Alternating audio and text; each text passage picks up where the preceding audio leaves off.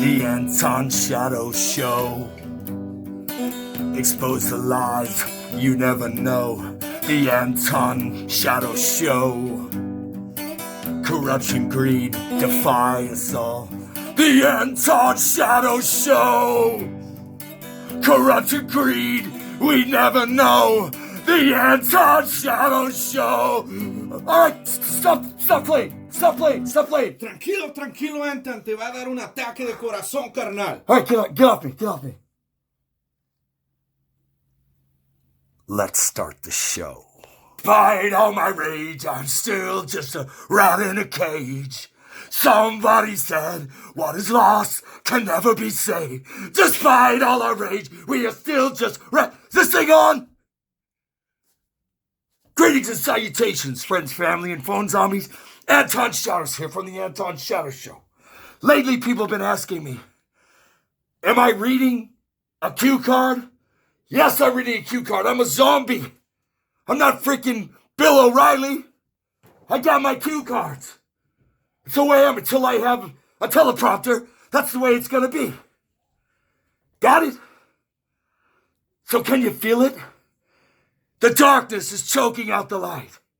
Everything you love is being systematically removed. We are being dehumanized. This is Agenda 21. Did you hear? Microsoft Bill and his husband are now joining Cargill and Tyson meat companies to remove all animal meat and replace it with a petri dish slop, gross, sloppy mess of meat that nobody's ever going to want to eat, as they still pump fear of the second wave virus into our hearts and souls. Fear! They pump fear. So how far will Gates and the globalists go?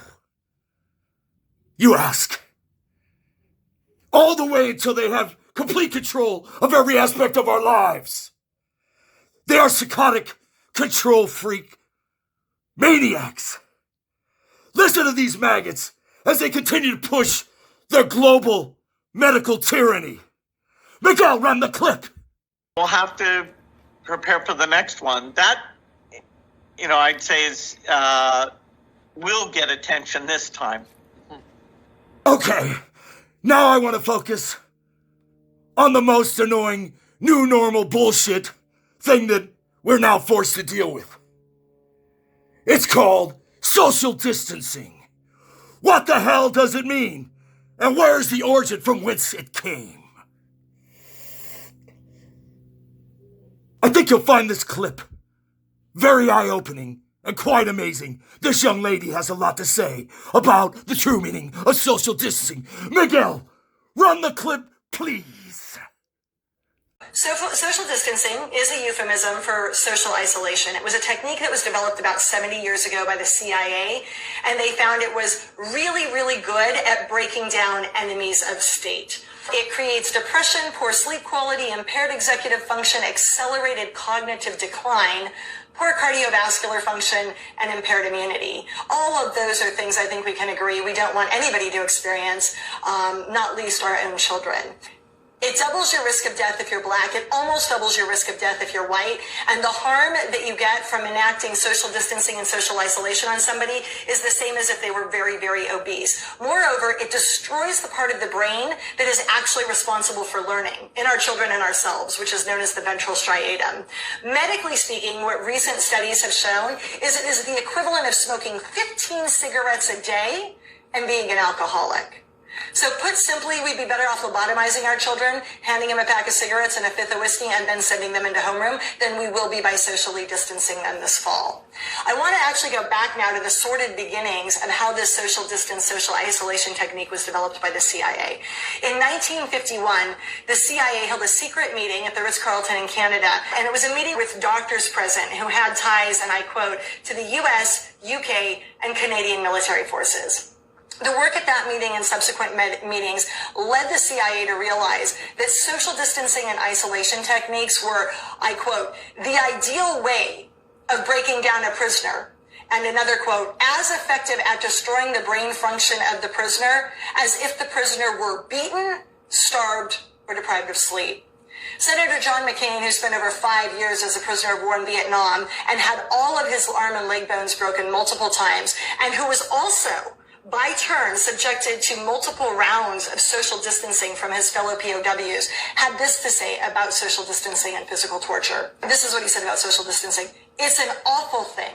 It crushes your spirit more effectively than any other form of mistreatment. 150 naval aviators who were also held as POWs in Vietnam came home from the war and echoed what John McCain had said. They said, and I quote, "It was as torturous and agonizing as any physical abuse they suffered, to be separated from their fellow American GIs." The UN Mandela rules actually now prohibit the use of more than 15 days or 2 weeks of social distancing and isolation, classifying it as cruel and inhumane treatment and basically a war crime. I want to look briefly at where this 6-foot rule came from, because it seems sort of, magical, right, in the time of COVID. So it turns out that the 6-foot rule came from England, where a lead researcher recently came out in the press and admitted that, quote, officials had told him they did not think the British population would understand what 1 meter or 3 feet was. And, quote, we could not trust the British people to observe it, so we doubled it to be on the safe side. He went on to state, and I quote again, the 2-meter rule was conjured up out of nowhere, and he concluded by referring to it as a, quote, rule of thumb rather than a scientifically proven measure. Casting even more doubt on the lack of science underlying the 6-foot rule is a recent study in which researchers found, and again I quote, that preventive social distancing can increase the final epidemic size at the population level and thus have negative effects for the community at large.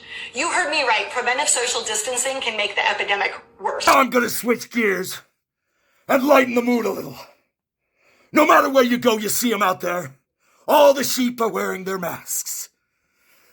My question is, the attraction side of it. You know what I'm talking about. Singles, in the store, in the laundromat, looking to meet someone. Let's say you're at the supermarket and you bump into what looks like a beautiful woman, but you can't tell because her mouth is covered, the grill is covered. Let's say you run into a very handsome man. You think he's handsome. He's built like a race car, built like a truck. But you want to know what's going on. You want to know what that grill looks like. I gotta see that grill. So, when you finally meet the person, and they pull down the mask, it could look like this.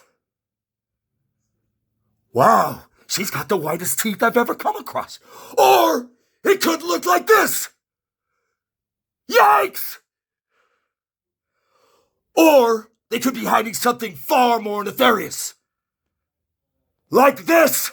Miguel, show this funny clip. Very handsome for an American. I like you.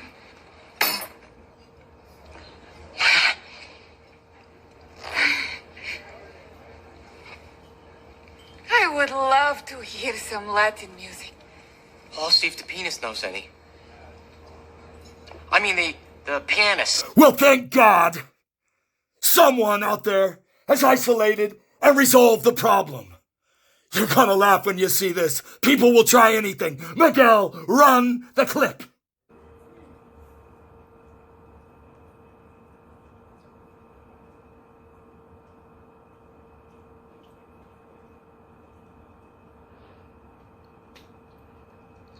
Want to see the grill?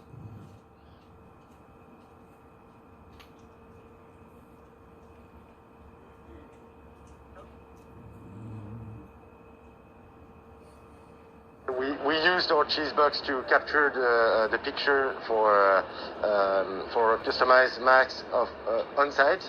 So as you may see here, but in the meantime, we also developed an application that enables wow, man, that's pretty cool. To, via our website to buy a mask. And I don't want to see that grill. Easily take a picture of their face.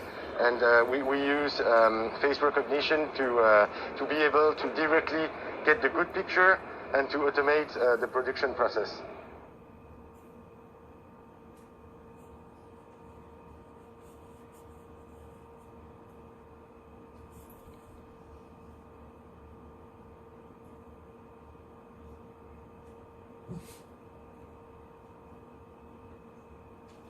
Genius. Ben voilà, le masque, ben, ça reste impersonnel. Et là, le fait d'avoir notre What the visage, hell is she ben, saying? c'est plus convivial, c'est plus sympathique. Et je trouve que l'idée est vraiment excellente. C'est vraiment une bonne Where's the grill? initiative. Je pense que à l'heure actuelle, ben, on porte tous le masque et maintenant, ben, on sait à qui on a affaire. Donc voilà. Donc c'est vraiment une super idée en tout cas. In closing, please press the red subscribe button, as this is a new channel, and we really do love you. We will stay the course. Remember, family and friends are everything. And positivity is contagious, so be the change you want to see.